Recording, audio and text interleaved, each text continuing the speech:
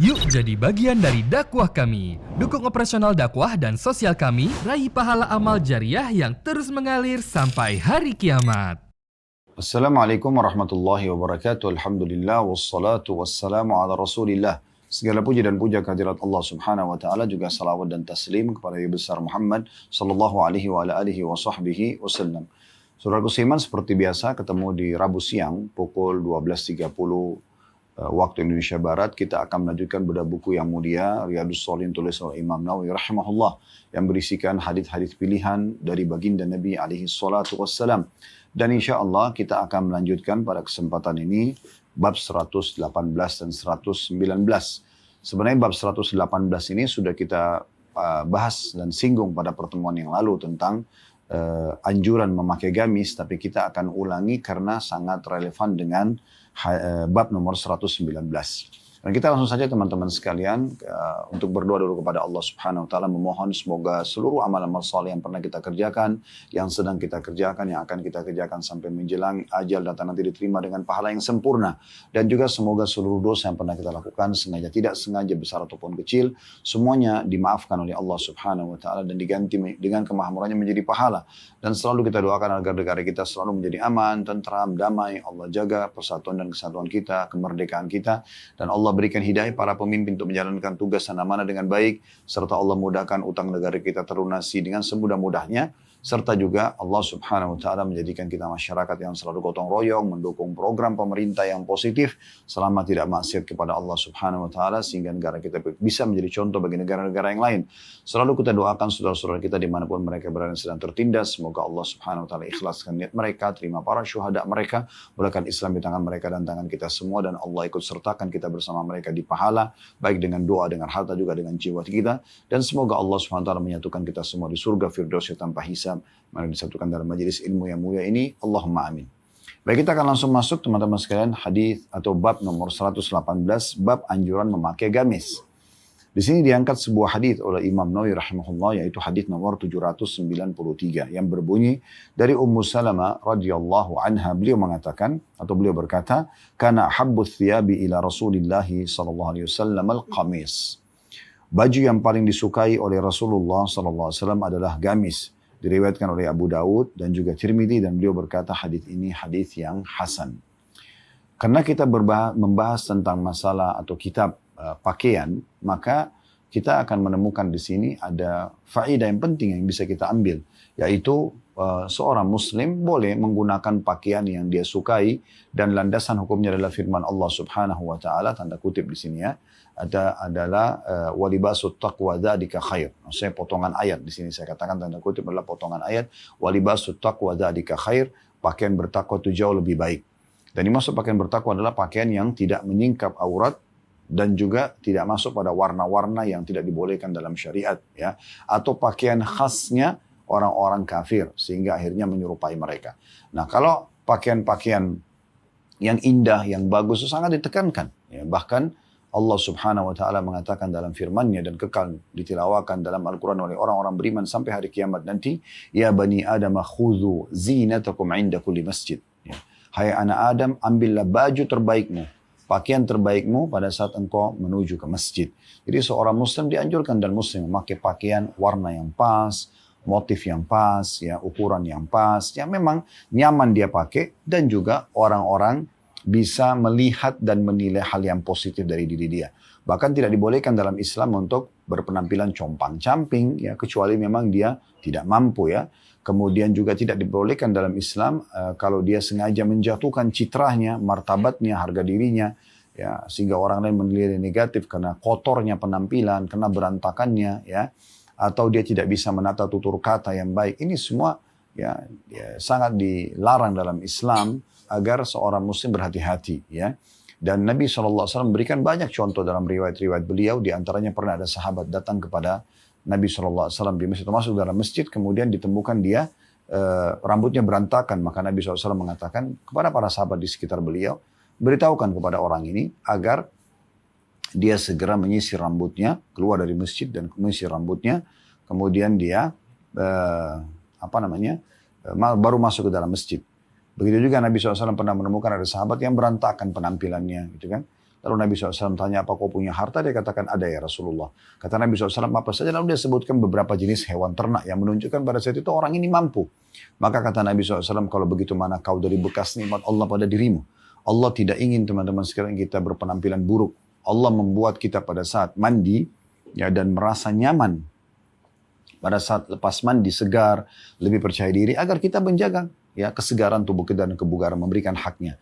Dan Allah membuat kita pada saat gerah malah tidak nyaman ya, supaya kita jangan selalu membiarkan diri kita dalam kondisi gerah. Apalagi ada orang subhanallah walaupun sudah gerah tetap aja dia tidak merawat dirinya ya. Kenapa jenazah teman-teman sekalian dimandikan? Kenapa harus dimandikan jenazah tersebut? Padahal sebentar lagi dia akan masuk ke dalam tanah dan mungkin jasadnya akan hancur dimakan oleh tanah itu. Kecuali jasad para nabi-nabi sebagaimana sabda Nabi SAW. Pada saat beliau mengatakan, ya, bacakanlah salawat kepadaku pada hari Jumat karena salawat kalian disampaikan kepadaku. Karena para sahabat, ya Rasulullah, bagaimana salawat kami disampaikan kepada anda padahal anda sudah ya, masuk ke dalam tanah dan sudah dimakan oleh tanah jasad anda. Kata Nabi SAW, sesungguhnya Allah mengharamkan tanah untuk makan jasad-jasad kami, maksudnya para nabi-nabi. Kalau orang-orang lain dimakan jasad. Tapi kenapa jenazah itu masih dimandikan? Toh sebentar lagi juga kena tanah dan jadi kotor misalnya kan gitu. Kita kena sedikit aja tanah, maka kita menganggap pakaian kita sudah kotor, apalagi kain kafan warna putih ya. Tapi subhanallah begitulah Islam mengajarkan. Jadi mau meninggal saja dimandikan, apalagi masih hidup kan gitu. Anda juga dibuat oleh Allah SWT, hidung Anda sangat suka kalau mencium bau yang wangi. Dan Anda tidak suka kalau mencium bau yang busuk. Supaya Anda selalu mencium yang wangi. Dari diri Anda sendiri dan juga di sekitar Anda. Mata Anda suka sekali melihat penampilan yang rapi, yang bersih, penataan yang rapi, kan? Nyaman. Apa yang dijual oleh hotel-hotel, saudaraku seiman? Penataannya. Padahal sebenarnya ada orang, misalnya kayak di kota Jakarta, tinggal di kota Jakarta tapi mesti nginap di hotel. Apa yang dia beli dari hotel tersebut? Toh dia punya tempat tinggal. Suasananya, penataannya. Berarti itu punya nilai tersendiri. Bahkan kamar-kamar yang view-nya lebih menarik, misalnya ke view city, misalnya kota, atau view lautan, atau sungai, atau danau, itu akan lebih mahal. Semua itu teman-teman kenapa? Karena dibutuhkan oleh manusia. Ya, secara kejiwaan kita butuhkan. Ini baru di dunia. Makanan yang enak, makanan yang cita rasanya enak, aromanya wangi, ini pasti akan membuat orang lebih suka ingin makan. Begitu juga dengan penataannya. Ya. Pada saat di restoran kita datang misalnya, kita temukan penataannya ditata dengan rapi. Kenapa Anda tidak lakukan itu di rumah? Karena memang itu lebih mendorong sebenarnya jiwa kita untuk mau supaya melakukan atau menata dengan rapi, gitu kan? Apa yang dijual oleh para pelacur-pelacur di luar sana? Penampilannya yang seksi, bajunya, wanginya, godaannya. Kenapa para istri tidak melakukan hal ini? Kenapa mereka justru menggunakan itu sebagai barang dagangan haram mereka? Padahal Anda dalam kondisi halal misalnya. Dan sekian banyak contoh-contoh yang berhubungan dengan masalah ini. Jadi kita kembali kepada inti bahasan kita, bahwasanya seorang muslim dianjurkan untuk memilih pakaian yang baik. Bahkan ada doa membaca kalau kita pakai baju baru, ya. Sebagaimana sabda Nabi SAW, Allahumma inni as'aluka khairahu wa khaira ma suni'alahu. Ya Allah, aku minta kebaikan baju dan kebaikan dari bahan-bahan yang dibuat darinya. Wa a'udzubika min syarri wa syarri ma suni'alahu. Dan aku berlindung kepadamu dari keburukan baju ini. Jangan sampai aku jadi ria, jadi pamer, jadi sombong, ya. Dan bahan-bahan yang dibuat darinya. Nah, ini doa. Juga kita dianjurkan mendoakan saudara kita yang pakai baju baru, pakai baju bagus. Kata Nabi SAW, bacalah tubli wa yukhlifullah. Ya. Semoga kau pakai baju ini sampai ya, lama gitu kan. Dan kalaupun sudah rusak maka Allah semoga gantikan buat kamu. Juga kita doakan ilbis jadidan, semoga kau selalu pakai baju baru. Wa ish hamidan, dan hidup dan mulia. Wa mut syahidan, dan semoga pada saat kau mati syahid. Jadi kita dianjurkan untuk itu. Saudaraku seiman. Ya. Di dunia begitu, di akhirat lebih luar biasa lagi. Anda bisa bayangkan bagaimana di surga digambarkan luar biasa. Baju-baju dari sutra, ya. Bagaimana di depan istana atau di istana seseorang mukmin nanti hari kiamat, insya Allah. Semoga kita termasuk di dalamnya. Itu akan ada pohon mirip dengan buah delima, yang kalau dia ingin berpakaian, maka terbukalah buah tersebut mendekat. Seperti lemari ya, tapi dari bentuk seperti delima.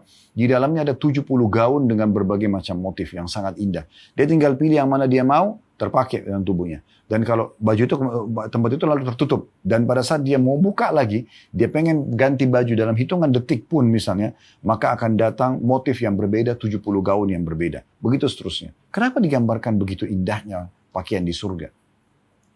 Sampai digambarkan juga kalau wanita di surga, kerudungnya, ya itu, ya, dan di surga itu ada permata, kalau seandainya dia turun ya di muka bumi atau nampak saja, permatanya di kerudungnya akan menyinari seluruh alam semesta ini. Cahayanya saja.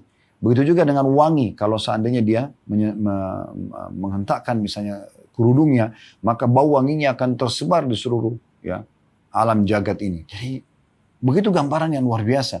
Tanahnya surga, kasturi, ya, lumpurnya, minumannya luar biasa, makanannya luar biasa, ya, buah-buahan, makanan-makanan yang nikmat, pelayan-pelayan yang tampan dan cantik, bidadari-bidadara dan sekian banyak hal. Itu semua menandakan apa? Berarti Allah Subhanahu wa taala tidak menginginkan kita berantakan, kita kotor, kita jorok, maaf ya. Itu juga dengan semuanya termasuk dalam karakter ya. Tutur kata, tatapan mata, jaman tangan, semuanya ini harusnya yang baik, yang ramah gitu kan. Kita boleh tegas tapi kita tidak boleh keras ya.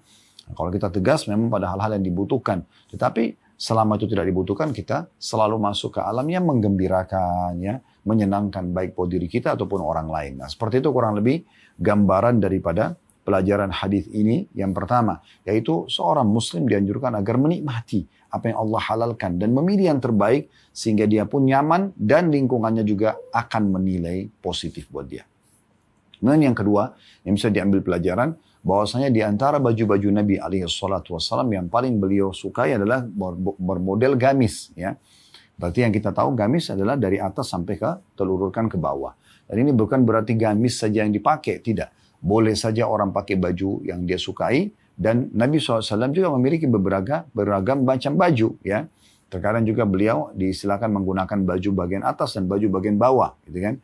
Dalam beberapa riwayat dan kancing bagian baju beliau juga pernah terbuka sallallahu alaihi wasallam, dan sekian hal-hal yang nanti akan kita coba jelaskan pada bab selanjutnya ya. Tetapi di sini Nabi SAW yang paling hobi beliau pakai atau lebih sering adalah gamis itu sendiri. Baik, ini bab nomor 118, ada sebuah hadis dan kita sudah keluarkan 2 buah faedah dari hadis ini.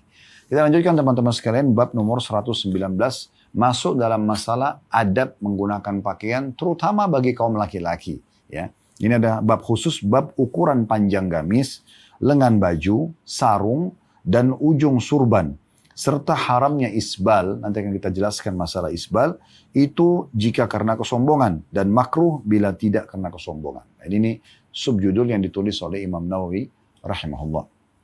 Nanti panjang lebar kita akan jelaskan insyaAllah dalam masalah ini. Baik, kita langsung masuk hadis pertama dalam bab ini nomor 794.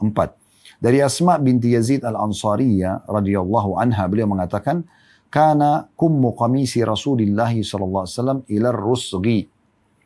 Lengan gamis Rasulullah SAW sampai pergelangan tangan. Hadis ini diriwayatkan Abu Daud dan Tirmidzi, dan beliau mengatakan hadis ini adalah hadis yang hasan.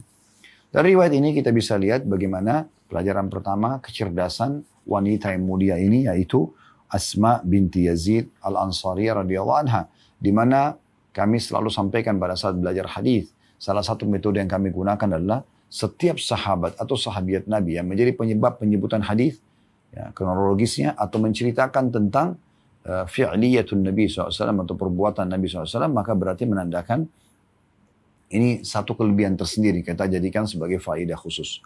Kemudian faedah yang kedua dari hadis adalah bagaimana diceritakan oleh beliau tentunya. Ini berarti tidak menutup kemungkinan masih ada riwayat-riwayat lain ya. Beliau menggambarkan karena beliau pernah melihat Nabi SAW lengan baju beliau panjang sampai ke pergelangan. Berarti lengan panjang yang dipakai ya. Ini secara umum kita tahu lengan panjang apakah kemeja ataupun gamis. Hadis selanjutnya 795 dari Ibnu Umar radhiyallahu anhu bahwa Nabi SAW bersabda, "Man jarra thawbahu khuyala'a lam yandurillahu ilaihi yaumal qiyamah." Faqala Abu Bakar, "Ya Rasulullah, inna izari yastarqi illa an ata'ahadahu." Faqala lahu Rasulullah SAW, "Innaka lasta mimman yaf'alu khuyala." Barang siapa yang menyeret pakaiannya karena sombong, maka Allah tidak akan melihat kepadanya pada hari kiamat. Lalu Abu Bakar berkata radhiyallahu anhu, "Wahai Rasulullah, sesungguhnya sarung saya melorot di bawah mata kaki kecuali kalau saya tetap menjaganya atau memegangnya." Maka Rasulullah SAW bersabda, "Sesungguhnya kamu tidak termasuk orang yang melakukannya karena sombong." Hadis ini diriwayatkan oleh Bukhari dan Imam Muslim meriwayatkan juga sebagiannya. Saya langsung bacakan dulu ya, ada hadis nomor 796 karena semakna. Hadis setelahnya langsungnya dari Abu Hurairah radhiyallahu anhu bahwa Rasulullah sallallahu alaihi wasallam bersabda, "La yanzurullahu yawmal qiyamati illa man jarra izarahu batara." Sesungguhnya pada hari kiamat Allah tidak akan melihat kepada orang yang menyeret kain sarungnya karena sombong. Diriwayatkan oleh Bukhari dan juga Muslim. Hadits ini, teman-teman sekalian, dua buah riwayat ini memberikan gambaran kepada kita tentang ancaman yang sangat berat. Ini pelajaran pertama, ancaman yang sangat berat bagi orang-orang yang sengaja mengulurkan ya pakaiannya itu di bawah mata kakinya. Di bawah mata kakinya. Dan tadi saya sempat singgung di awal menyebutkan nama bab ini khusus untuk bagi laki-laki. Kalau perempuan justru mereka harus menutup telapak kaki karena telapak kaki masuk dalam aurat. Ya, dalam beberapa riwayat Nabi SAW menggambarkan kalau wanita boleh terlihat bagian wajah dan telapak tangannya seperti kasus kalau orang mau melihat wanita, ya, ataupun dalam bab sholat mereka membuka wajah dan telapak tangan dibolehkan. Dan sekian banyak ya riwayat-riwayat berhubungan dengan masalah itu. Yang jelas di sini telapak kaki bagi wanita adalah bagian dari aurat, berarti menandakan mereka harus menutupnya. Mereka harus menutupnya. Nah bagi laki-laki justru terbalik. Mereka dianjurkan agar memperlihatkan mata kakinya. Dan kalau ada orang sengaja menurunkan ya, pakaiannya, gamisnya, celananya menutupi mata kaki karena kesombongan, maka berarti dia terancam dengan ancaman ini. Yaitu ya Allah tidak akan melihatnya pada hari kiamat nanti. Ini riwayat atau faedah pertama yang bisa diambil dari hadis ini. Faedah kedua tentang masalah ya, Abu Bakar, sikap Abu Bakar radhiyallahu anhu. Beliau mengatakan, ya Rasulullah, kalau saya setelah mendengarkan hadis ini, sering kali turun, melorot. Karena Abu Bakar adalah orang yang kurus badannya. Dan turun pakaian itu, ya sampai menutupi mata kaki saya, kecuali saya jaga. Kadang-kadang melorot, lalu saya tarik lagi. Nah melorot, saya tarik lagi. Gitu ya. Ya, maka mungkin di masa dulu tidak seperti sekarang, orang ada sabuk pinggang dan segala macam. Maka mungkin agak repot, kecuali beliau sendiri selalu menjaganya. Jadi kalau melorot ditarik lagi atau memegangnya. Maka Nabi SAW mengatakan, engkau bukan termasuk orang yang melakukannya karena sombong. Karena itu kan dalam keadaan tidak disengaja. Memang dia melorot, turun sendiri. Ya. Ini pelajaran yang bisa diambil dari dua buah hadis ini. Ya. Jadi hukuman yang sangat berat bagi orang yang sengaja menutup mata kakinya bagi kaum laki-laki karena kesombongan. Artinya Allah tidak akan melihatnya pada hari kiamat. Tentu makna tidak melihat ini adalah Allah tidak akan peduli lagi dengan keadaan dia. Kalau dia punya dosa ya lebih banyak daripada amal solehnya, maka sudah akan langsung ke neraka, tidak akan dibantu oleh Allah Subhanahu wa taala. Hadis selanjutnya nomor 797 dari Abu Hurairah radhiyallahu anhu dari Nabi sallallahu alaihi wasallam, beliau bersabda, "Ma'asfala minal ka'baini minal izari fa finnar." Kain sarung yang berada di bawah kedua mata kaki berada di neraka, diriwayatkan oleh Imam Bukhari. Hadis ini langsung saya hubungkan ya, dengan hadis selanjutnya, hadis nomor 798 karena sejalan nanti penjelasannya insyaallah. Hadis nomor 798 berbunyi dari Abu Dzar radhiyallahu anhu dari Nabi sallallahu alaihi wasallam, beliau bersabda, "Thalathatun la yukallimuhumullahu yawmal qiyamati wa la yanzuru ilaihim wa la yuzakkihim wa lahum 'adzabun alim." Qala faqara'aha Rasulullah sallallahu alaihi wasallam thalatha mirarin. Qala Abu Dzar, "Khabu wa khasiru. Man hum ya Rasulullah?" Qala al-musbil wal mannan wal munfiqu sil'atahu bil halifil kadhib. Kata Nabi SAW, ada 3 golongan yang pada hari kiamat nanti Allah tidak akan mengajak mereka berbicara. Tidak akan memandang dan tidak akan mensucikan atau mengampuni mereka. Dan mereka akan mendapat siksa yang amat pedih. Abu Dzar berkata, Rasulullah SAW mengucapkannya 3 kali. Lalu Abu Dzar berkata, celaka dan merugilah mereka. Siapakah mereka itu ya Rasulullah? Maksudnya orang yang nanti hari kiamat Allah tidak akan ajak bicara, Allah tidak akan memandang dan tidak akan juga mengampuni dosa-dosa mereka. Maka kata Nabi SAW, orang-orang yang memanjangkan celananya hingga menutupi kedua mata kakinya. Ya. Kemudian orang-orang yang suka menyebut-nyebut pemberiannya. Dan orang yang menjual atau melariskan dagangannya dengan sumpah dusta. Diriwayatkan oleh Imam Muslim. Dan dalam riwayat lain, al-musbilu izarah, orang yang memanjangkan kain sarungnya melebihi mata kakinya. Dua buah riwayat ini memberikan gambaran kepada kita ya, bahwasanya kalau tadi dua hadis sebelumnya 795 sama 796 disebutkan orang yang menutup mata kakinya karena kesombongan bagi laki-laki, maka berarti Allah tidak akan lihat mereka pada hari kiamat. Kalau dua buah riwayat yang selanjutnya, ini lebih umum hadisnya, yaitu ya, orang menutup mata kakinya bagi laki-laki, sombong atau tidak, maka berarti akan sama hukumannya. Ya, di sini dikatakan siapa atau Allah tidak akan melihat, semua yang di bawah mata kaki dari pakaian, maka dia berarti masuk neraka. Ya, berarti kan di sini tidak disebutkan sombong atau tidak sombong. Intinya dia akan masuk ke dalam neraka. Kemudian juga hadis yang 798, 3 golongan yang tidak akan Allah lihat pada hari kiamat, tidak jadi bicara, Allah tidak akan lihat mereka, Allah juga tidak akan mengampuni dosa mereka dan bagi mereka azab yang pedih, 4 ancaman. Ya, kemudian Nabi SAW mengatakan yang pertama adalah musbil atau orang yang menutup mata kakinya dengan pakaiannya. Ini bagi laki-laki. Nah, berarti kita lihat dua buah riwayat ini tidak menyebutkan tentang masalah kesombongan. Dari sinilah keluar juga pendapat umumnya ulama bahwasanya bagi laki-laki ya, agar dia menghindar dari ancaman ini, maka jangan dia menutup mata kakinya. Dia sombong atau tidak sombong. Kalau dia sombong berarti ada tambahan ancaman dosa. Dia sombong maka ada tambahan ancaman dosa. Ini pendapat ya ulama. Ada juga pendapat ulama seperti Imam Nawawi di sini menyebutkan dalam buku beliau, kalau beliau mengatakan kalau sombong haram, tapi kalau tidak sombong maka makruh. Ya, bahasa makruh di sini berarti kalaupun orang ada yang mengatakan saya tertutup mata kaki saya bukan karena sombong kok, tetap makruh. Apa makna makruh? Definisinya adalah kalau mengerjakan tidak berdosa, tapi kalau ditinggalkan berpahala. Yang mana Anda pilih? Anda pilih potongan pertamanya, ya, dari definisi makruh yaitu kalau mengerjakan tidak berdosa, atau Anda pilih potongan kedua dari definisi itu, kalau meninggalkan maka berpahala. Tentu saya yakin semua orang muslim yang berakal akan memilih potongan yang kedua.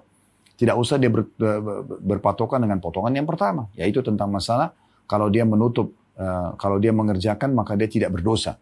Baik, kenapa harus dia paksakan melakukan itu? Sementara kalau dia tinggalkan, dia justru berpahala. Kenapa dia tidak cari potongan yang lebih besar manfaatnya buat dia? Ini kalaupun berpegang pada pendapat orang yang tutup mata kaki, tidak sombong, maka berarti ya dia cuma makruh. Nah, ini dalam pendapat sebagian ulama. Tapi umumnya ulama, dan ini juga yang termasuk kami pegangi dan kami sarankan, rekomendasikan, maka kita berpegang dan berhati-hati dengan dua buah hadis yang terakhir.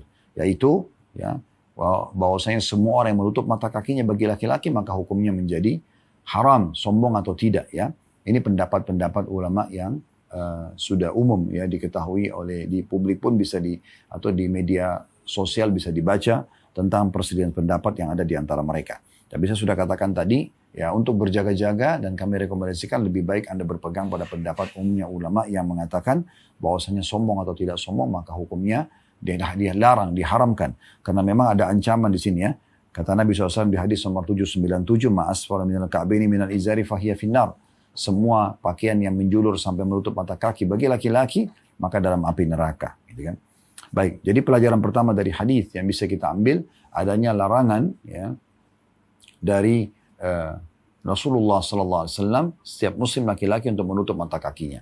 Dan kami lebih cenderung dengan pendapat yang mengatakan ini hukumnya haram atau dilarang, sehingga lebih baik Anda menghindari untuk menutup mata kaki tentunya ya. Tanpa menyalahkan kalau misalnya ada orang yang berpendapat mengatakan bahwasanya itu cuma makruh saja. Dan kami sudah berikan jawaban tadi, kalaupun Anda berpegang pada pendapat yang makruh saja bagi laki-laki yang menutup mata kakinya karena tidak sombong, maka saran kami tetap kembali kepada definisi makruh itu. Ulama fikih mengatakan makruh adalah mengerjakannya tidak berdosa, tapi meninggalkannya berpahala. Maka tentu sarannya lebih baik Anda meninggalkan supaya Anda berpahala. Ini faedah pertama dari hadis. Faedah kedua dari hadis adalah adanya larangan ya dan ancaman yang sangat berat bagi orang yang mannan. Makna mannan adalah orang yang suka menyebut-nyebut kebaikannya. Dan ini sudah pernah kita jelaskan teman-teman sekalian di bahasan tentang sedekah ya. Saya selalu sarankan untuk mengulang-ulangi firman Allah Subhanahu wa taala dalam surah Al-Baqarah surah nomor 2 ayat 261 sampai 274. Nah, di antara ayat-ayat tersebut ada yang memang Allah Subhanahu wa taala sebutkan kalau orang bersedekah, di antara syarat agar bisa menerima pahala yang sempurna adalah tidak menyebut-nyebut kebaikannya, tidak menyakiti perasaan orang yang menerima ya. Ini tidak memilah-milah ya, mana yang buruk baru kemudian disedekahkan, yang baik malah dia nikmati misalnya. Maka ini semua ada syarat-syarat agar diterimanya sedekah tersebut dan maksimal dalam meraih pahala. Nah, di antaranya adalah tidak boleh menyebut-nyebutnya. Ya, jadi tidak boleh menyebut-nyebutnya. Kalau Anda bantu-bantu saja. Itu di antara Anda dengan Allah Subhanahu wa taala. Tidak penting orang itu mengekspos atau tidak. Malah kalau perlu Anda titip pesan agar jangan diekspos. Nah, itu penting sekali. Kemudian pelajaran ketiga yang terakhir adalah adanya juga ancaman, dan ini termasuk golongan ketiga yang diancam. Allah tidak akan melihat mereka, Allah tidak ajak bicara, Allah tidak akan lihat, Allah juga tidak akan memaafkan kesalahan-kesalahan mereka di timbangan amal, serta Allah siapkan azab yang pedih. Yaitu orang yang bersumpah agar dagangannya laris dengan sumpah bohong. Misalnya demi Allah belum sampai modalnya, ya, supaya pembeli membeli dengan harga yang dia harapkan, ya, atau diharapkan oleh penjual. Ini tidak boleh, teman-teman sekalian. Kita harus berprinsip sebagai seorang muslim, dalam hal apapun yang kita kejar adalah keberkahannya. Mana keberkahan adalah kecukupan yang Allah berikan. Transaksi jual beli, teman-teman, walaupun misalnya keuntungannya tidak besar, ya, tapi pada saat seseorang itu jujur, maka itu akan sangat luar biasa. Makanya kata Nabi SAW, al-bayyi'ani bil khiyari malam yatafarraqa, dua orang yang transaksi, pembeli dan penjual, itu punya hak khiyar, memilih lanjutin transaksi atau tidak, selama mereka belum berpisah. Ya. Fa'in sadaqa wa bayyana, ya, burika fi bai'ihima, kalau mereka jujur, keduanya mereka transparan, maka akan diberkahi transaksi mereka. Fa'in kadzaba wa katama, atau katama, ya, rufi'a barakatu bai'ihima. Atau kama qala Nabi SAW, dan kalau mereka berdua menyembunyikan dan dusta, maka berarti Allah akan angkat keberkahan transaksinya. Nah, makna di sini keberkahan adalah walaupun itu barang bekas yang dibeli oleh oleh pembeli, maka akan berkah, akan bertahan lama produk itu sama dia. Mobil bekas kah, motor bekas kah, rumah bekas, apa saja. Begitu juga penjual akan mendapatkan keberkahan dari uang yang dia dapatkan walaupun tidak besar, tapi akan banyak sekali manfaat daripada uang yang dia dapatkan itu. Nah, ini makna berkah. Dan sebaliknya kalau mereka bohong, mereka curang dalam masalah ini, menutupi aib produk misalnya. Ditanyakan motor ini pernah tabrakan enggak? Oh, enggak pernah, padahal sebenarnya sudah pernah tabrakan. Ya. Maka berarti Allah akan angkat keberkahan daripada transaksi tersebut. Kalau produk itu pun dibeli, maka tidak akan bertahan lama, misalnya diangkat keberkahannya. Ya. Tidak nyaman untuk dipakai misalnya. Dan orang yang menjual pun ya, tidak akan sadar kemana uang yang dia pakai. Habis begitu saja. Nah, ini yang dimaksud dengan hadis ini tentunya. Baik, kita masuk langsung hadits nomor 799. Dari Ibnu Umar radhiyallahu anhu, dari Nabi SAW beliau bersabda, al-isbalu fil izar wal qamisi wal imamati man jarra syai'in khuyala lam yandurillahu ilaihi yaumal qiyamah. Isbal itu atau melebihi batas yang dilarang oleh Nabi SAW ada terjadi pada kain sarung. Semua yang menjulur menutup mata kaki, ya, dari atas ke bawah. Kalau dari bawah ke atas tidak terhitung, ya, seperti kaos kaki misalnya, itu kan dari bawah ke atas. Ini dari atas ke bawah. Itu terjadi isbal, larangannya untuk memanjangkan, itu di kain sarung, gamis, dan juga surban. Ya, biasanya kain surban kena terlalu panjang sampai ada yang menjulur sampai ke dekat kaki misalnya, ya, atau di bawah mata kaki. Barang siapa yang menyeret sesuatu darinya karena sombong, maka Allah tidak akan melihatnya atau melihat kepadanya pada hari kiamat nanti. Hadis ini riwayatkan Abu Daud dan juga An-Nasai dengan sanad sahih. Baik, langsung kita masuk teman-teman sekalian ke faedah daripada hadis ini. Faedah yang pertama, adanya larangan dari Nabi SAW untuk isbal atau menutupi, ya, mata kaki di pakaian-pakaian yang kita kenakan. Ya, ini larangan, itu disilakan dengan isbal. Kemudian yang kedua faedahnya, rincian dari Nabi SAW jenis pakaiannya. Apakah itu sarung, apakah itu gamis. Kalau kita sekarang masuk celana panjang misalnya, terutama bagi laki-laki, jangan sampai menutupi mata kaki sebagaimana kita jelaskan di hadis sebelumnya tadi. Kemudian juga imamah. Ya, imamah biasanya dipakai di kepala, dilingkarkan. Nah, ada kain lebihnya, itu tidak boleh sampai menutupi juga mata kakinya. Dan kalau ada yang melakukannya, ya, itu semua, maka dia termasuk melakukan pelanggaran. Ya, kemudian, faedah ketiga dari hadis adalah larangan untuk sombong, baik dalam semua hal dan secara khusus dalam bahasannya adalah pada saat menggunakan pakaian tersebut. Hanya untuk pamer, memperlihatkan kesombongannya dengan pakaian tersebut, maka ini hukumnya menjadi haram dan Allah SWT tidak akan lihat dia pada hari kiamat nanti. Selanjutnya hadis nomor 800. Ya. Ini urutan hadis dari awal kita belajar, urutan 800, dan dalam bab ini kita ada sampai 805, ya, hadis-hadis. Dan semoga Allah mudahkan kita coba membaca semuanya insya Allah. Hadis nomor 800 berbunyi dari Abu Jurai bin Sulaim radhiyallahu anhu, dia berkata, atau beliau berkata, "Ra'aitu rajulan yasdurun nasa 'an ra'ih, la yaqulu syai'an illa sadaru anhu. Qultu man hadha? Qalu Rasulullah sallallahu alaihi wasallam. Qultu alaika assalam ya Rasul, alaika assalamu ya Rasulullah. Marratain. Qala la taqul alaika assalam. Alaika assalamu tahiyyatul mauta.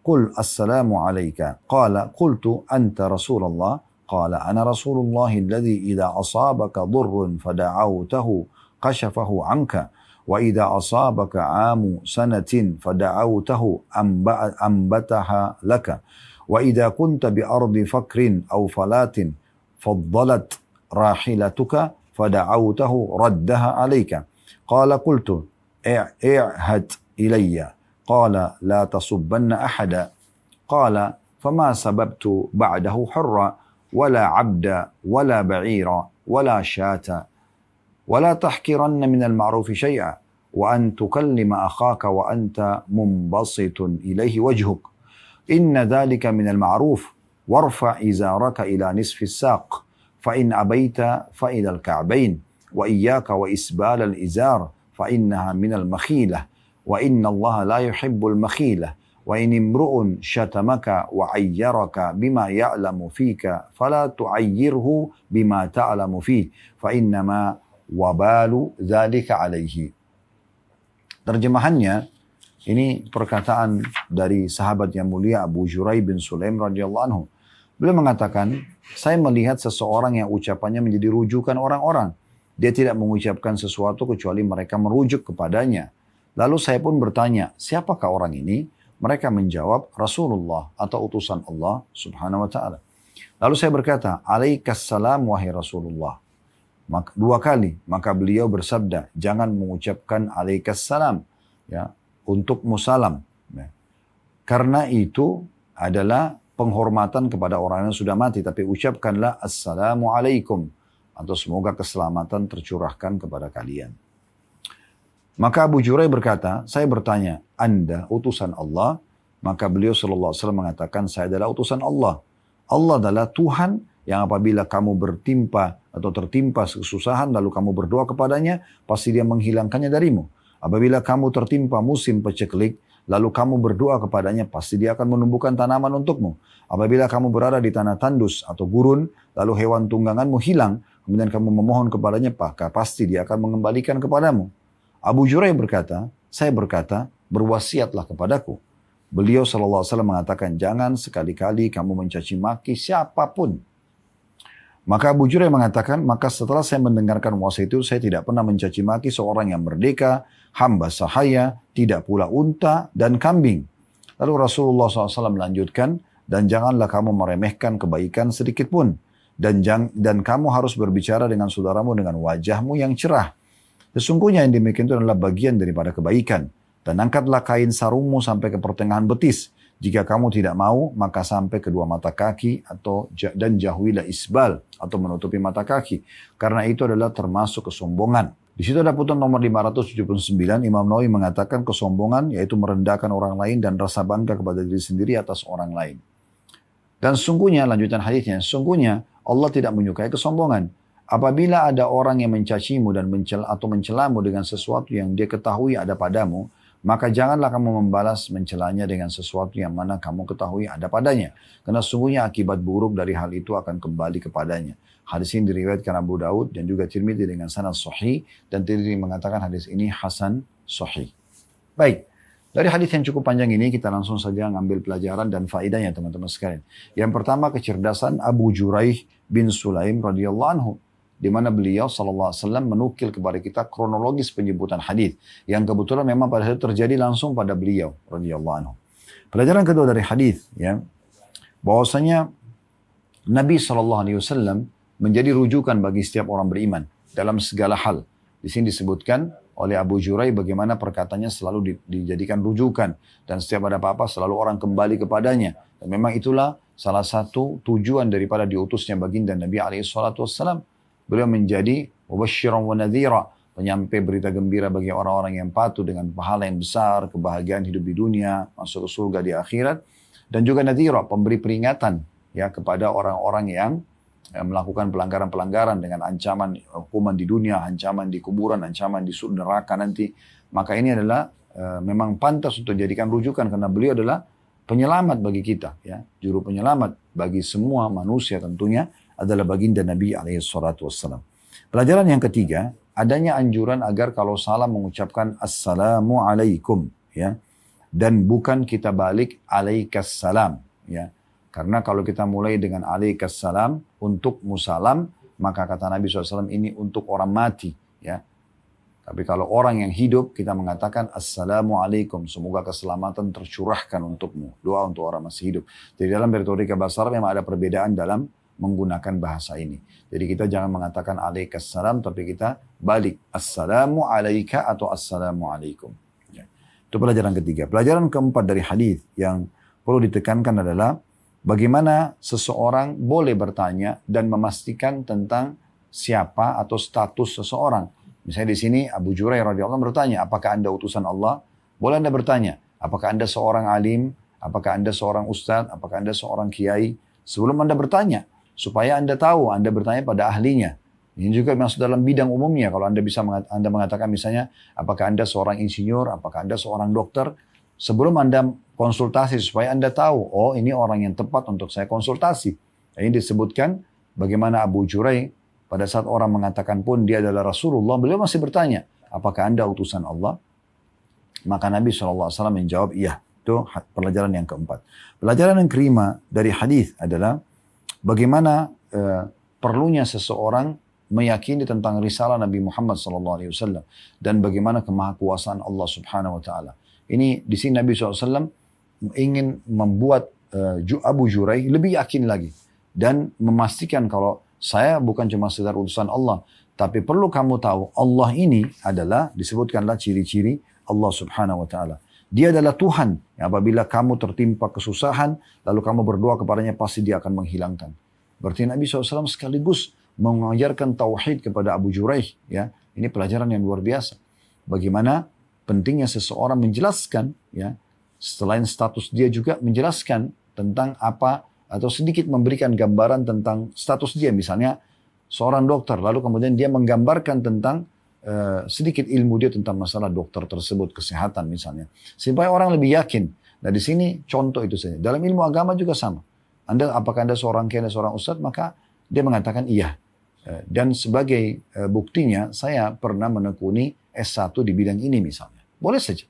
Ya. Bukan karena kesombongan, tapi karena untuk memberikan keyakinan kepada orang tersebut, kalau memang betul, saya termasuk orang yang boleh ditanyain tentang masalah itu. Sini Nabi SAW ingin menekankan sekaligus mengajarkan tauhid kepada Abu Jurairah. Dia mengatakan, iya saya utusan Allah. Dan Allah itu adalah zat yang kalau kamu sedang ditimpa kesusahan dan kamu memohon kepadanya, Dia akan memberikan. Plus lagi, apabila kamu tertimpa musim peceklik, lalu kamu memohon atau berdoa kepadanya, pasti Dia akan menumbuhkan tanaman untukmu. Jangan minta kepada selain Allah. Dan apabila kamu berada di sana tandus dan atau gurun dan lalu hewan tungganganmu hilang, lalu kamu mohon kepadanya, maka Dia akan mengembalikannya. Artinya tidak ada yang mustahil, ya, bagi Allah Subhanahu Wa Taala. Maka mohonlah hanya kepada Allah. Ini pengajaran tauhid. Pelajaran yang keenam yang bisa diambil dari hadis adalah pentingnya seseorang minta nasihat, minta wasiat kepada ahlinya, ya. Kalau Anda dokter misalnya Anda minta tolong rekomendasi obat apa, resep apa, ya. Nah begitu juga dengan para ustadz, para kiai, para ulama, Anda minta kepada mereka, tolong wasiatkan saya, tolong nasihatin saya, apa pendapat Anda. Maka ini hal-hal yang sangat baik. Makanya Luqman Al-Hakim alaihissalam, salah satu Nabi Allah yang tidak masuk dalam 25 Nabi dan Rasul, tapi Allah kekalkan nama dalam Al-Quran, surah Luqman. Ini Luqman AS, pendapat yang kuat adalah beliau seorang Nabi. Beliau pernah wasiatkan kepada anak-anaknya, wahai anakku, duduklah dan bersimpulah di depan para ulama dengan kedua lututmu. Karena mereka itu adalah pembawa cahaya hikmah atau ilmu dari Allah Subhanahu Wa Taala, yang sebagaimana dan mereka yang sebagaimana alam semesta tercerangi dengan cahaya matahari, dan juga sebagaimana mereka itu seperti ibarat air hujan yang turun yang membuat tanah-tanah tandus bisa subur. Nah, berarti memang kembali kepada mereka untuk bertanya. Dan ini penting, ya. Nah, di sini dia mengatakan, ya Rasulullah wasiatkan saya. Jadi boleh kita minta wasiat, minta nasihat, ya. Pelajaran ketujuh dari hadis adalah wasiat Nabi SAW yang pertama. Ini pelajaran ketujuh dari hadis, yaitu tidak boleh mencaci maki siapapun. Tidak boleh mencaci. Dan di sini makna jangan kamu caci maki siapapun. Maka Abu Juraih langsung faham dengan sangat luar biasa. Mungkin kalau sebagian orang tidak membaca riwayat ini atau mungkin tidak berfahaman seperti Abu Juraih, Allah tidak ilhamkan dalam hatinya, mungkin dia faham hanya tidak boleh mencaci maki manusia. Tapi Abu Juraih dengan izin Allah SWT faham hal yang sangat luar biasa. Dan ini dia tuangkan dalam riwayat ini sehingga juga jadi pelajaran buat kita. Dia mengatakan setelah Nabi SAW mengatakan jangan kamu caci maki siapapun, dia mengatakan mulai detik itu saya tidak pernah mencaci maki. Baik itu orang merdeka atau hamba sahaya. Di masa dulu ada hamba sahaya. Bahkan hewan-hewan pun. Aku tidak pernah mencaci maki. Unta, kambing, kalau kita sekarang mungkin tunggangan, kendaraan, pohon, apa saja. Pakaian, makanan, tidak boleh semua dicaci maki. Kita pernah jelaskan di bab makan ya, bagaimana Nabi SAW riwayat disebutkan kalau beliau tidak suka makanan maka beliau tidak mencelahnya, tapi beliau cukup meninggalkan saja. Ya, karena itu juga adalah nikmat dari Allah Subhanahu Wa Taala. Nah seperti itu. Ya, jadi bagaimana kita memahami pentingnya seseorang tidak mencaci maki siapapun. Kalau kita lihat ada kekurangan pada diri seseorang tidak ada pada diri kita, kita bersyukur kepada Allah Subhanahu Wa Taala. Dalam sebuah riwayat kata Nabi SAW, siapa yang melihat sesuatu pada orang lain tidak ada pada dirinya, maka sebaiknya dia membaca Alhamdulillahilladzi afani mimma btala bihi. Segala puji bagi Allah yang telah menyelamatkan aku dari apa yang diujikan untuk orang itu. Wa faddalani ala katsiri mimma khalaqa tafdila. Dan telah mendahulukan aku dengan kelebihan yang banyak dibandingkan dengan hamba-hambanya yang lain. Jadi jangan caci maki orang lain, jangan hina. Apapun itu. Kalau tidak suka kita lihat, cukup kita hindarkan pandangan kita. Kita bersyukur kepada Allah SWT tidak menimpa kita. Atau kita berikan masukan orang tersebut. Supaya dia misalnya mengubah penampilannya, menata rumahnya, atau apa saja. Kita berikan masukan supaya dia bisa berubah dari keadaan dia buruk atau terpuruk menjadi lebih baik. Pelajaran ke-8 dari hadis, wasiat kedua Nabi SAW, dan jangan kamu meremehkan kebaikan sedikit pun. La tahkiranna minal ma'rufi syai'a. Dalam riwayat lain, la tahkiranna minal ma'rufi syai'a hatta an talqa akhaka biwajhin talq. Jangan kau pelit-pelit dengan satu kebaikan walaupun kau hanya bertemu dengan saudaramu dengan wajah tersenyum. Itu paling mudah, senyum saja, ya. Maka itu disebutkan juga di sini Nabi SAW. Dan kamu harus berbicara dengan saudaramu dengan wajah yang cerah. Itu diantara rincian daripada jangan anggap remeh satupun kebaikan. Ya, di sini jangan anggap remeh walaupun ibadah sunnah, walaupun sederhana. Apa yang sedang di depan mata kita, maka itu langsung segera kita raih peluangnya untuk mengerjakannya. Kalau kesempatan saat itu kita baca Quran, baca Quran. Kesempatan pada saat itu kita sholat. Sedekah, zikir. Jangan pernah lalaikan dan menganggap kalau ada peluang beribadah terlintas, selalu nanti aja. Padahal peluangnya belum tentu bisa terulang. Ini pelajaran ke-8 dari hadis. Jangan pernah anggap remeh perbuatan baik. Dan termasuk, ya, masuk pelajaran ke-9. Rinciannya adalah, tapi kita bisa masukkan ini. Kamu harus berbicara dengan saudaramu dengan wajah yang cerah. Atau ceria. Nah, sebenarnya dia rincian atau masuk dari bahasan poin sebelumnya ya. Tapi di sini kita perlu tambahkan. Ya, dia bisa masuk faedah ke-9. Kalau anjuran Nabi SAW agar selalu ceria di depan orang-orang. Ya, jangan tunjukkan kesedihan. Dan kita juga jangan tunjukkan kesombongan, muka masam, emosional. Ya. Bagaimana kita tunjukkan kebaikan di depan saudara kita. Tentu ini kita berbicara idealnya dan sedang lagi tidak ada masalah ya. Beda kalau kita sedang berhadapan masalah dengan seseorang, tidak mungkin kita senyum dengan dia. Nabi SAW pernah marah dengan para ummahatil mukminin dan beliau tunjukkan kekesalannya. Dengan berubahnya raut wajah beliau SAW karena terjadinya hal-hal yang tidak disenangi. Itu wajar saja, normal ya. Tapi kita bicara kalau tidak ada masalah, kenapa harus berwajah musam atau misalnya menunjukkan kekesalan padahal sebenarnya tidak terjadi pada hal tersebut. Kemudian pelajaran yang mungkin yang ke-10 ya, kita bisa bahasakan begitu. Maaf kalau urutannya saya keliru ya, tapi pelajaran selanjutnya, tadi yang ke-7 itu wasiat pertama Nabi SAW tentang tidak boleh caci maki orang. Yang ke-8 tidak boleh menganggap remeh perbuatan buruk. Yang ke-9 ya harusnya berbicara bertemu dengan saudara kita dalam kondisi kita ceria. Betul ini berarti yang ke-9. Yang ke-10 adalah ya sesungguhnya demikian itu adalah bagian daripada kebaikan. Angkatlah kain sarungmu sampai ke pertengahan betis. Nah ini pelajaran yang ke-10. Ini jadi saksi bahasan kita adanya anjuran Nabi SAW kepada Abu Juraih untuk mengangkat kain sarung atau celananya ya di atas mata kakinya. Kemudian ya kata Nabi SAW sampai ke pertengahan betis dan ini yang paling afdol. Ini ada berarti ada penyebutan tentang batasnya pertengahan betis ya.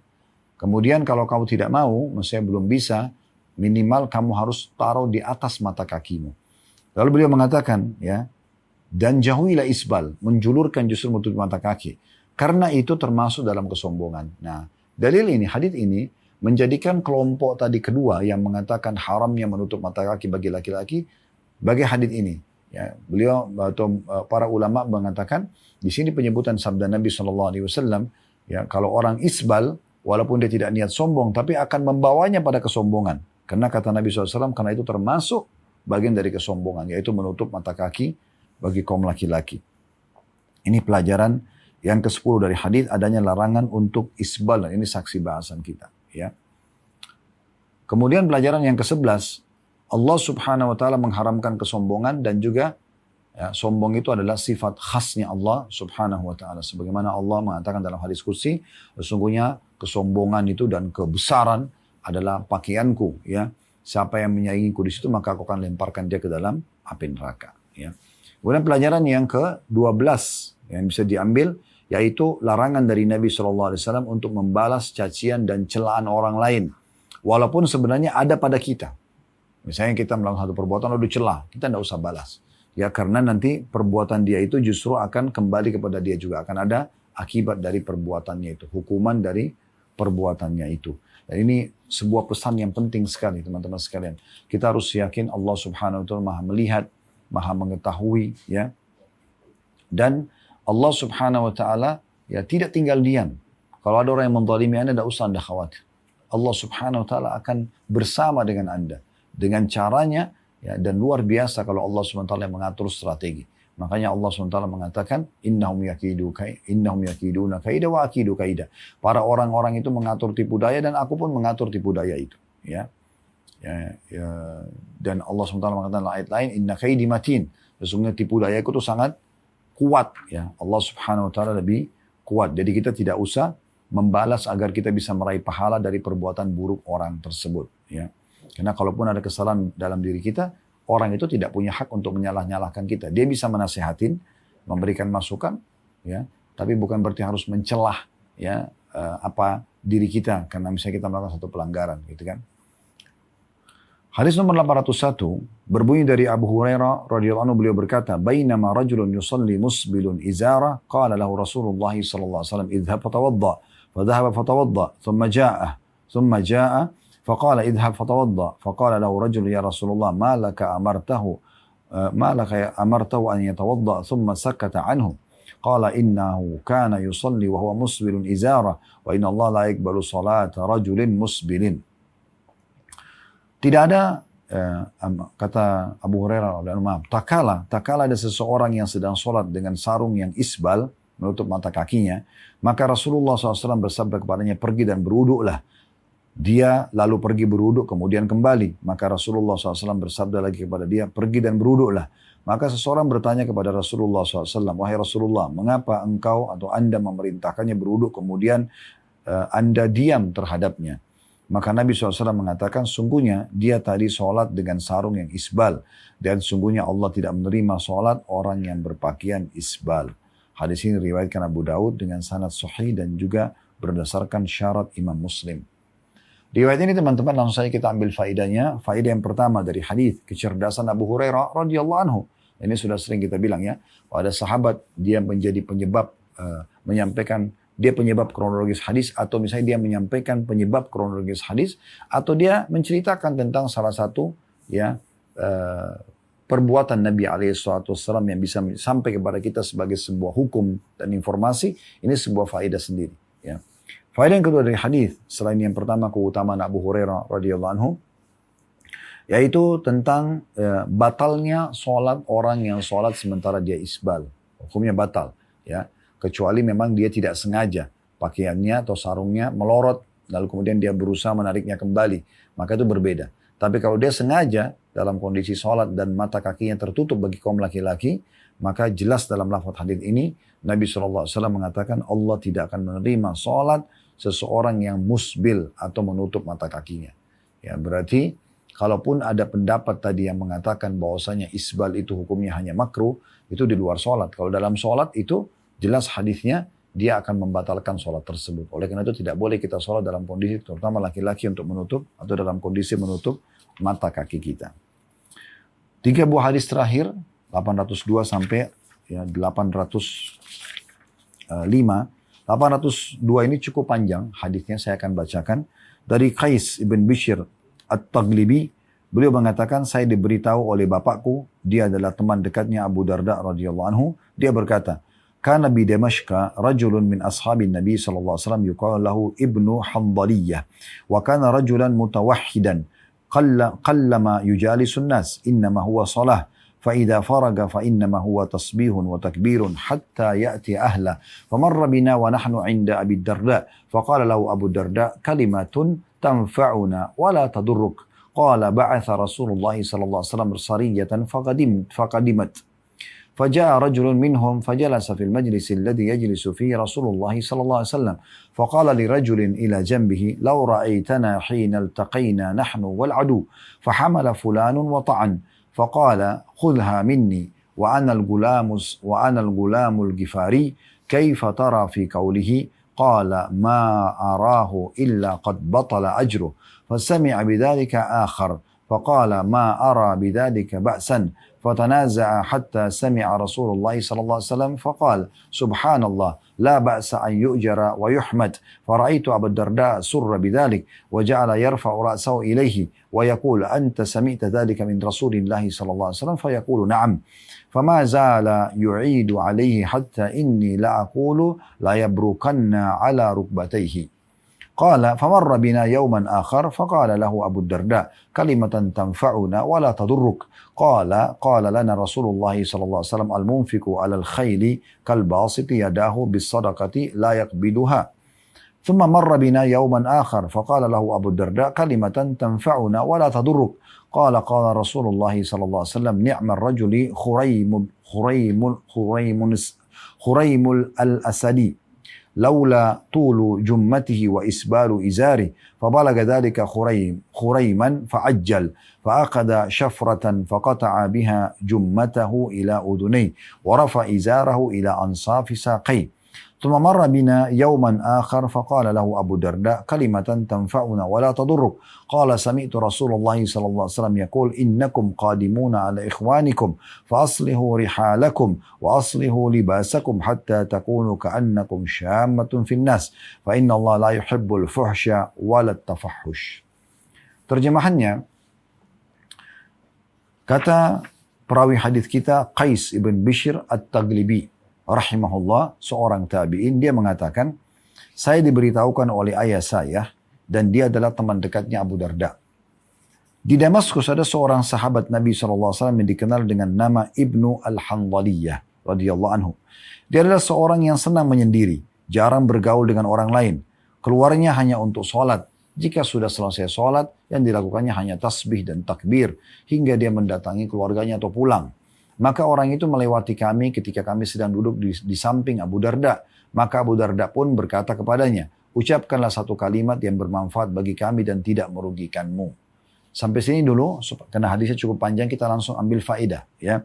Faedah pertama dari hadis adalah keutamaan tabi'in ini, yaitu Qais bin Bishr At-Taglibi, di mana beliau penyebab daripada disebutkannya riwayat-riwayat ini dari sahabat Nabi, lalu dinukil dari Nabi SAW. Ya, ini pertama. Faedah kedua dari hadis adalah kedudukan Ibnu Hanbaliyah radhiyallahu anhu, dan ini nama sahabat jarang sekali diketahui, di mana memang beliau terkenal sekali di negeri Syam, sering menyendiri, jarang interaksi sama orang kecuali darurat saja, dan selalu kalau keluar rumah hanya untuk sholat, dan selebihnya berzikir kepada Allah, tasbih dan takbir sampai pulang ke keluarganya. Dan ini harusnya menjadi sikap orang mukmin. Ini faedah kedua dari hadis. Pentingnya seorang mukmin berinteraksi sama orang-orang di hal-hal yang diperlukan. Jadi tidak perlu setiap saat selalu keluar, habisin waktu ngobrol kosong kepada orang lain, apalagi mencari tahu masalah-masalah orang lain atau aib-aib orang lain, ini tidak boleh sama sekali. Ya. Jadi dia hanya sibuk dengan dirinya, kecuali darurat dia baru berinteraksi, apalagi itu merupakan kewajiban dia. Ini penting sekali. Sisanya harus diisi dengan ibadah kepada Allah Subhanahu wa taala. Pelajaran ketiga, pentingnya seseorang untuk meminta ilmu dan penyampaian dari seseorang yang dianggap ahlinya. Di sini diambil dari perkataan Abu Darda radhiyallahu anhu kepada Ibnu Hanbaliyah, ucapkanlah satu kalimat yang bermanfaat bagi kami dan tidak merugikan. Maksudnya ini permintaan yang santun agar engkau menyampaikan kepada kami nasihat. Ya. Dan di sini kita bisa lihat bagaimana Pelajaran keempat, tawaduknya Abu Darda radhiyallahu anhu. Sebenarnya Abu Darda orang yang alim. Sahabat Nabi yang mulia, banyak menukil hadis. Tapi beliau tidak menutup diri untuk bertanya kepada orang yang mungkin dianggap memiliki ilmu yang mungkin dia belum ketahui. Jadi boleh saja. Ustadz bertanya pada ustadz, kiai pada kiai, itu biasa aja. Ya, tidak boleh kita menganggap karena kita, oh saya selevel sama dia, sama-sama ustadz, nggak usah saya bertanya, nggak usah saya dengar ceramahnya, atau sama-sama kiai, nggak usah saya dengar ceramahnya, toh saya juga kiai. Tidak seperti itu. Tapi bagaimana seorang muslim, dia berusaha untuk selalu menarik faedah dari siapa saja. Ya. Bahkan Umar bin Khattab, radhiyallahu anhu, sahabat Nabi yang mulia terkenal dengan ilmu yang sangat luar biasa. Sampai kata Nabi SAW, saya pernah bermimpi Umar bin Khattab memiliki pakaian yang panjang menjulur ke belakang dan bercahaya putih. Ya. Maka para sahabat mengatakan, ya Rasulullah, apa anda takwilkan? Kata Nabi SAW, ilmu yang luas. Umar bin Khattab menjadi rujukan dalam ilmu. Tapi di majelis beliau, di masa khilafah beliau, sering kali beliau bertanya kepada para sahabat, bertanya kepada para tabi'in, bertanya kepada para tamu untuk mendapatkan tambahan informasi ataupun ada pengalaman-pengalaman spiritual atau secara keimanan yang menambah keimanan itu. Ini pelajaran keempat. Pelajaran yang kelima, wasiat yang disampaikan oleh Ibnu Hanbaliyah, ini pelajaran kelima, ya, yaitu beliau mengatakan Rasulullah SAW mengirim satu pasukan. Ketika pasukan itu kembali, seseorang dari mereka datang dan duduk di majelis Rasulullah SAW. Lalu dia berkata kepada yang ada di sampingnya, seandainya kau menyaksikan kami sewaktu kami bertemu dengan musuh, maka fulan menyerang musuh dan menikamnya sambil berteriak, ya, terimalah ini dariku, aku adalah pemuda dari Bani Ghifar. Bagaimana pendapatmu tentang teriakan tadi? Maka orang-orang yang ada di samping menjawab, menurutku pahalanya telah batal. Lalu hal itu didengar oleh orang lain dan dia pun berkomentar, menurutku hal itu tidak masalah. Maka dua orang tadi berbantah-bantahan hingga didengar oleh Rasulullah SAW. Maka Rasulullah SAW bersabda, subhanallah, tidak apa-apa jika dia diberi pahala dan dipuji. Maka saya melihat Abu Darda bergembira dengan hal tersebut. Seketika dia mengangkat kepalanya, melihat kepada Ibnu Hanbaliyah lalu berkata, apakah engkau mendengar langsung dari Rasulullah SAW? Maka dia menjawab, iya. Ibnu Hanbaliyah menjawab, iya. Dia terus mengulang-ulang kepadanya hingga saya berkata, sungguh dia hampir duduk di atas kedua lututnya. Ya, maksudnya Abu Darda terus mengulang-ulang, apa kau dengar dari Rasulullah? Dia mengatakan iya. Diulangi lagi, apa kau mendengar dari Rasulullah SAW? Maka dia mengatakan iya. Terus saja begitu diulangi agar memastikan memang itu dari hadis atau dari Nabi SAW. Faedah kelima dari hadis yang bisa diambil adalah wasiat pertama Nabi SAW, ya, yang bisa diambil dari Ibnu Hanbaliyah, yaitu apa hukumnya kalau seseorang lagi berhadapan dengan musuh, kemudian pada saat dia sedang menyerang musuh karena dia geramnya sama musuh yang memusuhi Islam, maka dia pada saat memerangi musuhnya dia mengatakan, ketahuilah saya adalah si fulan dari suku ini, ya. Kemudian dia membunuh musuhnya. Apakah itu termasuk perbuatan yang menghilangkan pahala jihadnya? Maka di sini terjadi perselisihan pendapat di antara para sahabat yang mengatakan kalau gitu pahalanya hilang. Kenapa dia harus nunjukin seakan-akan dia sombong di situ, nunjukkan saya adalah dari suku Ghifar, si fulan misalnya. Yang satu mengatakan tidak, nggak masalah, kan dari medan perang. Maka Nabi SAW memastikan itu bukan riya. Dan itu dalam peperangan dibolehkan, ya. Ini seperti juga contoh dilakukan di Syammah Abu Dujana radhiyallahu anhu di perang Uhud, di mana beliau menggunakan imamah merah, kemudian sengaja mengangkat pedangnya dan menunjukkan kalau dia adalah orang yang, ya, akan siap melawan musuh. Maka kata Nabi SAW, sesungguhnya gaya seperti ini, ada kesombongannya di hadapan musuh, itu dibenci oleh Allah. Kecuali di dalam kondisi seperti ini, atau di dalam kondisi berperang. Ini pelajaran kelima dari hadis bahwasanya orang kalau lagi berperang boleh menunjukkan keberaniannya kepada musuh dan tidak dihitung sombong oleh mengatakan pada saat dia sedang mengalahkan musuhnya, saya adalah si fulan dari suku ini. Pelajaran yang keenam yaitu perkataan selanjutnya, ya. Bishr berkata, di hari lain Ibnu Hanbaliyah lewat lagi di depan kami. Maka Abu Darda berkata kepadanya, ucapkanlah satu kalimat yang bermanfaat bagi kami dan tidak merugikanmu. Ini pelajaran keenam, wasiat kedua Ibnu Hanbaliyah yang dinukil dari Nabi SAW. Dia mengatakan Rasulullah SAW bersabda kepada kami, orang-orang yang berinfak untuk keperluan kuda seperti orang yang mengulurkan tangannya dengan sedekah, tidak pernah menahannya. Dan ini dimaksud adalah, ada footnote nomor 582, seperti mengembalanya, memberi makan dan minum dan lain-lain. Dan yang dimaksud adalah kuda yang disiapkan untuk perang di jalan Allah Subhanahu wa ta'ala. Ini faedah keenam. Tentang keutamaan orang yang menambatkan kuda di jalan Allah. Dia memang sengaja membeli kuda, dia memeliharanya, dia merawatnya untuk dipakai berperang di jalan Allah Subhanahu wa ta'ala. Ini ada satu bab khusus, ya. ditulis oleh Al-Mundhiri dalam kitab Targhib Tarhib beliau rahimahullah, dan hadisnya banyak disahihkan oleh Syekh Albani tentang masalah memang orang kalau menambatkan kuda di jalan Allah akan mendapatkan pahala yang melimpah, mendapatkan pahala yang melimpah. Bahkan kotorannya, makanannya, ya, lari melangkahnya kuda itu semua ada nilai pahala di sisi Allah Subhanahu wa taala, bahkan bisa menjadi penyebab ya hijab atau penyelamat dia dari api neraka. Faedah keenam ya, yang bisa kita ambil potongan paragraf selanjutnya. Kemudian Ibnu Hanbaliah lewat lagi di hadapan kami di hari selanjutnya, maksudnya hari ketiga. Maka Abu Darda radhiyallahu anhu berkata lagi kepadanya, ucapkanlah satu kalimat yang bermanfaat bagi kami dan tidak merugikanmu. Maka Ibnu Hanbaliah mengatakan, ini faedah ketujuh dari hadis. Ya, ini wasiat yang selanjutnya di hari ketiga. Ya. Rasulullah SAW bersabda, sebaik-baik orang adalah Khuraim al-Asadi. Andai saja rambutnya tidak gondrong, ya, dan sarungnya tidak isbal. Maka hal itu terdengar oleh Khuraim, sehingga dia segera mengambil pisau lebar yang tajam lalu memotong rambutnya hingga kedua daun telinganya, dan meninggikan sarungnya hingga pertengahan betisnya. Ini pelajaran ketujuh dari hadis dan wasiat ketiga Ibnu Hanbaliah kepada Abu Darda dan para muslimin dari Nabi SAW. Yaitu tentang larangan untuk isbal. Di sini juga ada penyebutan tentang masalah rambut gondrong. Ya. Ada footnote nomor 583, yang dimaksud adalah rambut panjang mencapai pundak dan menutupinya. Maksudnya laki-laki tapi rambutnya sangat panjang mirip perempuan. Ya.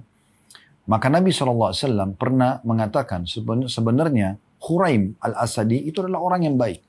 Ibadahnya bagus. Tapi sayang, ada sesuatu yang kalau dia perbaiki maka akan baik, sempurna ibadahnya. Yaitu dia tidak gondrong dan tidak isbal. Di sini maksud gondrong adalah melebihi apa yang Nabi SAW contohkan. Nabi SAW itu rambutnya pernah panjang, tapi sampai ujung kuping atau sampai pundak maksimal. Untuk laki-laki ya. Maka Nabi SAW di sini mengatakan, Khuraim kalau seandainya dia tidak biarkan rambutnya sampai panjang kayak perempuan, ya nanti bisa membuat dia menyerupai perempuan atau bahkan bisa sombong, dan juga ya tidak isbal, ini saksi bahasan kita, maka dia termasuk orang yang baik. Maka Khuraim pun segera mengeksekusi ya, langsung memotong rambutnya sampai ke pundak saja, ya mencontohi Nabi SAW, dan juga memotong pakaiannya. Nah ini pelajaran ketujuh dari hadis, adanya larangan seseorang laki-laki untuk melampaui rambutnya dari pundaknya, ya kalaupun dia mau membiarkan gondrong misalnya. Dan tidak bolehnya isbal. Pelajaran ke-8, ya ini hari keempat, ya wasiat Ibnu Hanbaliah. Kemudian Ibnu Hanbaliah lewat lagi di hari lain, maka Abu Darda radhiyallahu anhu berkata kepadanya, ucapkanlah satu kalimat yang bermanfaat bagi kami dan tidak merugikanmu. Maka Ibnu Hanbaliah mengatakan, saya mendengarkan Rasulullah SAW bersabda, sesungguhnya kalian akan mendatangi saudara-saudara kalian, maka baguskanlah pelana tempat kalian duduk di kendaraan dan baguskanlah pakaian-pakaian kalian sehingga kalian menjadi orang-orang yang berpenampilan bagus yang dikenal di tengah-tengah manusia. Karena Allah tidak menyukai keburukan dan sikap sengaja menjadi buruk. Hadis ini diriwayatkan Abu Daud dengan sanad hasan, dan kecuali Qais bin Bishr, para ulama berselisih tentang dia thiqah atau dia dhaif, tapi Imam Muslim meriwayatkan darinya. Ini pelajaran ke-8 dari hadis, yaitu hari keempat wasiat Ibnu Hanbaliah kepada Abu Darda dan para tabi'in pada saat itu, agar setiap muslim menjaga penampilannya. Nah ini jadi juga saksi bahasan kita ini, yang menjaga penampilannya. Di sini Nabi SAW mengatakan, nanti kalian akan bertemu dengan saudara-saudara kalian, maksudnya dalam interaksi setiap hari. Kita akan ketemu dengan siapapun. Ya. Maka Nabi SAW bilang, ya, di sini, baguskanlah pelana, ya, tempat kalian duduk, kendaraan kalian yang bagus. Ya. Jangan buat ada celah orang menilai buruk. Baguskan pakaian-pakaian kalian, ya, agar kalian menjadi orang-orang yang berpenampilan bagus di tengah-tengah manusia. Karena Allah tidak menyukai keburukan dan sikap sengaja menjadi buruk. Allah tidak suka yang bau, yang berantakan, yang kotor. Ini pelajaran luar biasa. Oleh karena itu setiap muslim harus peduli dengan penampilannya. Rambutnya disisir rapi, bajunya bagus, celananya bagus, sepatunya bagus, semampu dia. Dan juga menjaga kebersihannya. Jadi tidak ada celah di mana orang akan menilai dia negatif. Baik, kita akan masuk teman-teman 3 buah hadis terakhir ya. 803, 804 dan 805. 803 ini berbeda dari Abu Sa'id al-Khudri radhiyallahu anhu. Beliau berkata, Rasulullah SAW bersabda, izratul muslimi ila nisfis saq. ولا حرج أو لا جناح فيما بينه وبين الكعبين فما كان أسفل من الكعبين فهو في النار ومن جر إزاره بطرا لم ينظر الله إليه. Sarung seorang muslim itu sampai pada pertengahan betisnya dan tidak berdosa pada sarung yang ada di antara itu dan kedua mata kakinya. Tapi apa yang berada di bawah mata kaki maka tempatnya di neraka. Dan barang siapa menyeret sarungnya karena sombong maka Allah tidak akan melihat kepadanya. Hadis ini diriwayatkan Abu Daud dengan sanad sahih. Nah ini sebuah hadis lagi yang digunakan juga sebagai hujjah atau argumentasi oleh kelompok yang mengatakan isbal atau menutup mata kaki bagi laki-laki haram sombong atau tidak sombong. Karena kita bisa perhatikan lafaz hadis yang saya bacakan kembali. Kata Nabi SAW, sarung seorang muslim sampai pada pertengahan betis dan tidak berdosa pada sarung yang ada di antara itu dan kedua mata kaki. Jadi perhatikan perkataan Nabi SAW, tidak dosa kalau dia masih di atas mata kaki antara itu dengan pertengahan betisnya. Lalu kata Nabi SAW, tetapi apa yang berada di bawah mata kaki maka tempatnya di neraka. Sombong atau tidak sombong? Karena terbukti setelahnya ada kata Nabi SAW, dan barang siapa yang menyeret sarungnya sengaja memanjangkannya karena sombong maka Allah tidak akan melihat kepadanya nanti. Jadi jelas sekali lafaz hadisnya, kalau tidak sombong pun kena ancaman di neraka, ya. Maka itu sangat tegas. Oleh karena itu seorang muslim harus perhatikan tentang masalah ini dan lebih baik dia meninggalkan walaupun dia mau cenderung dengan pendapat yang makruh. Tadi sudah kami bahasakan, ya, walaupun dalil orang yang mengharamkan lebih banyak, maka lebih baik dia mengambil potongan kedua dari definisi makruh. Karena makruh mengerjakan tidak berdosa tapi meninggalkan dapat pahala. Maka sebagian mulai hari ini kita memperbaiki dan kita lihat lagi tadi bagaimana Khuraim radhiyallahu anhu sahabat Nabi yang mulia, begitu Nabi SAW tegur rambutnya yang gondrong dan celananya atau pakaiannya yang isbal tutup mata kaki, langsung dia ubah dan dia mengeksekusi untuk memotong rambutnya hanya sampai pundak saja dan juga atau yang lebih ya dari bawah pundak dipotong sampai ke pundak dan juga pakaiannya menutup mata kaki dipotong oleh beliau. Baik, kita masuk pelajaran pertama, adanya pakaian terbaik bagi laki-laki itu kalau dari atas ke bawah sampai ke pertengahan betis. Dan kalaupun tidak, maka dia bisa turunkan tapi yang penting tidak menutup mata kakinya. Pelajaran kedua, adanya ancaman bagi semua orang yang menutup mata kakinya sombong atau tidak sombong dengan api neraka. Dan pelajaran yang ketiga, kalau dia sombong maka akan ada tambahan Allah tidak akan melihatnya pada hari kiamat nanti. Hadis 804 berbunyi dari Ibnu Umar radhiyallahu anhu, beliau berkata, "Marartu ala Rasulillah sallallahu alaihi wasallam fi izari istirkha, faqala ya ibn Umar irfa izarak, farafa'tuhu, thumma qala zid, fazidhu, fama ziltu ataharraha ba'd, faqala ba'dul qaum ila ain, qala ila ansafis saqin." Kata Ibnu Umar radhiyallahu anhu, saya pernah melewati Rasulullah SAW sementara sarungku terjulur. Maka beliau bersabda, "Wahai Abdullah, tinggikanlah sarungmu." Maka saya mengangkatnya. Kemudian beliau berkata, "Tambah tinggi lagi." Maka saya pun mengangkatnya lagi. Setelah itu saya terus memperhatikannya. Maksudnya saya tidak mau lagi menurunkan. Sebagian orang bertanya, sampai manakah batas yang pada saat itu Anda meninggikan celana atau pakaian Anda? Kata Ibnu Umar, sampai pertengahan betis. Sampai pertengahan betis. Hadis ini riwayat Imam Muslim. Ini hadis memberikan pelajaran kepada kita yang pertama, faedahnya tentang keutamaan Abdullah ibn Umar radhiyallahu anhu, di mana beliau yang menyebutkan atau menjadi penyebab disebutkannya hadis ini. Ya. Kemudian pelajaran yang kedua, adanya pakaian terbaik, pentingnya seseorang guru atau seorang muslim menegur orang lain dengan cara yang santun kalau dia melakukan pelanggaran agama. Di sini Nabi SAW menegur Abdullah bin Umar sebagai seorang guru dan utusan Allah Subhanahu Wa Taala agar jangan sampai menutup mata kakinya. Disuruh angkat, ya, diingatkan. Jadi jangan dibiarkan kemungkaran itu terjadi. Dan kalau Anda tidak bisa dengan lisan, dengan tangan, maka dengan lisan. Kalau tidak bisa dengan lisan, maka dengan hati. Pelajaran ketiga adalah adanya afdaliyah atau yang paling afdal bagi pakaian laki-laki itu sampai ke pertengahan betisnya. Ya.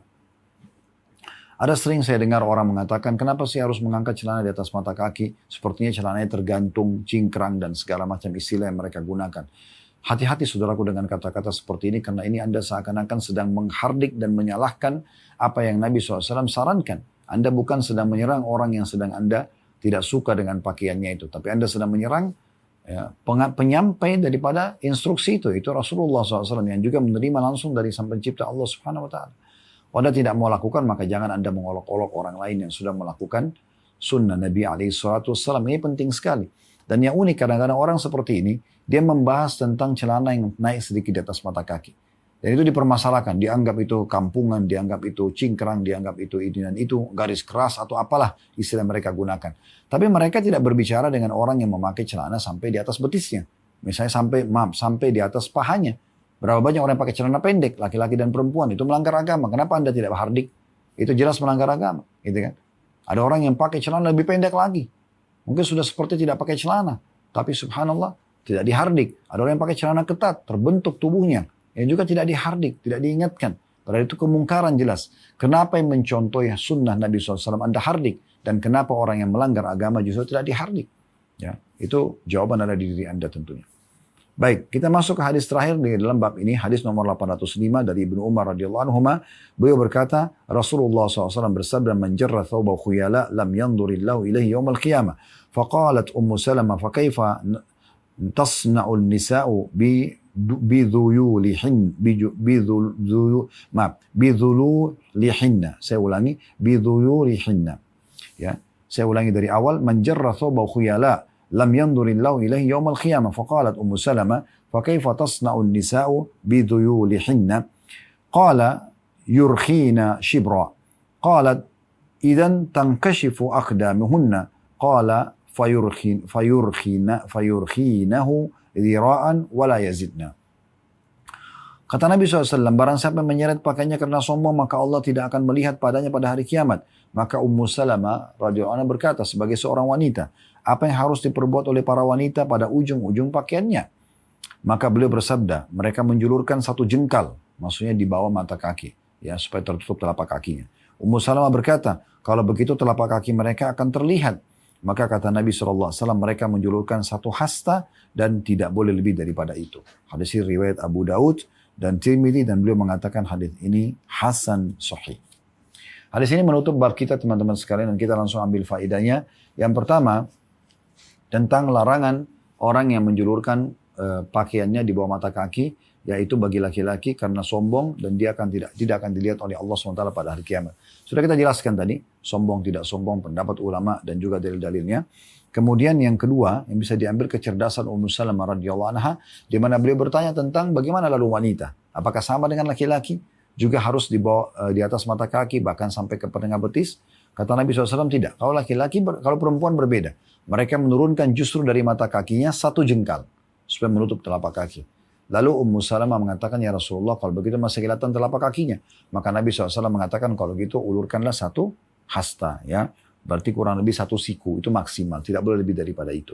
Jadi tidak boleh juga terlalu berlebihan, ya. Seperti baju pengantin.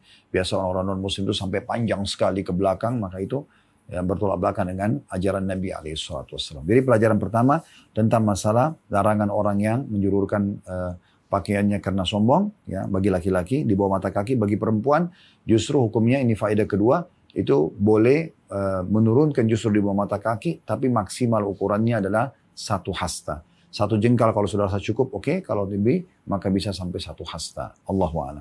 Kedepannya kita akan masuk insya Allah bab 120, yaitu bab anjuran meninggalkan kemewahan dalam berpakaian sebagai bentuk tawadhu atau merendah. Bagi teman-teman di TikTok, di Instagram, di Facebook, apapun tata cara yang diaturkan oleh masing-masing provider ini, maka Anda bisa ikutin untuk mendukung channel dakwah kami dan juga mendukung semua channel-channel dakwah Islam yang menyampaikan Quran dan Sunnah sesuai dengan pemahaman para sahabat, para tabi'in, dan terus turun-temurun sehingga akhirnya tersebarlah kebenaran dalam langkah menjalankan firman Allah SWT dalam surah Al-Ma'idah surah nomor 5 ayat 2, potongan ayatnya, wa ta'awanu 'alal birri wat taqwa, saling dukung-mendukung dalam kebaikan dan ketakwaan tentunya. Kemudian yang kedua, kami juga mengajak teman-teman untuk bergabung bersama kami di Yayasan Khalid Basalamah, dan ada brandnya Yayasan Sedekah Kreatif atau Sedekah Kreatif. Tujuannya untuk menjadi donatur tetap di semua kegiatan kami, dan untuk supaya lebih jelas Anda bisa lihat di medsos Sedekah Kreatif apa saja yang kami lakukan. Anda bisa menghubungi call center di sana untuk menanyakan program, dan Anda bisa ikut setiap program yang kami sedang jalankan. Dan yang terakhir, kalau Anda berminat untuk haji dan umrah bersama kami, juga menawarkan agar Anda bergabung bersama kami di Uhud Tour yang Allah amanahkan di pundak kami. Untuk program-program Anda bisa lihat medsos Uhud Tour, Anda bisa lihat paket-paket yang Anda inginkan bersama keluarga, dan bisa kontak call center atau customer service kami untuk menanyakan lebih lanjut program-program yang ada. Jadi teman-teman sekalian, kalau ada benar dari Allah, kalau ada salah dari saya, mohon dimaafkan. Subhanakallahumma bihamdika, asyhadu an la ilaha illa anta astaghfiruka wa atubu ilaik. Wassalamualaikum warahmatullahi wabarakatuh.